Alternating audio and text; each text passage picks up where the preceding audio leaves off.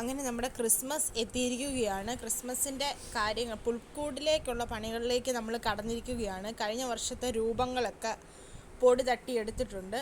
വർഷങ്ങൾക്ക് മുമ്പുള്ള കച്ചിയൊക്കെ പിന്നെയും അവിടെ വെച്ചിട്ടുണ്ട്.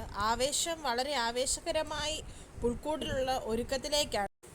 ആവേശം കൂടിപ്പോയി അങ്ങോട്ടും ഇങ്ങോട്ടും കൗണ്ടറുകൾ പറയുന്നുണ്ട്. പിന്നെന്നാ ഇടയ്ക്ക് രൂപങ്ങളൊക്കെ ആട്ടിടേനെ അവിടെ വെക്കണോ, ഔസേപ്പിതാവിനെ എടുത്ത് മാറ്റണോ, മാലാഖ എടുത്ത് മാറ്റണോ, ആകെ ഇടയ്ക്ക് കുളവാക്കുന്നുണ്ട്. രൂപങ്ങൾ വെച്ചെടുത്തുന്ന സ്ഥാനം പോരാ.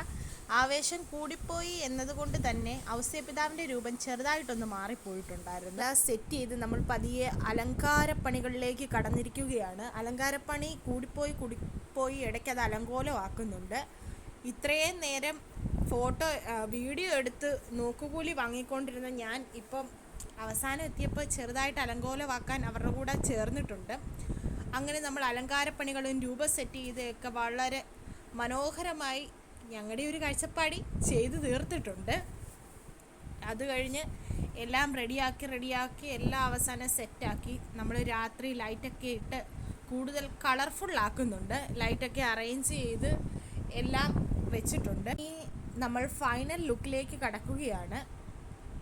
എങ്ങനെയുണ്ട് എന്നത് കമൻറ്റിലൂടെ നിങ്ങൾ അറിയിക്കുക. ഇതാണ് നമ്മുടെ ഫൈനൽ ലുക്ക് പുൽക്കൂടിൻ്റെത്. അപ്പോൾ എല്ലാവർക്കും advance happy Christmas and happy new year.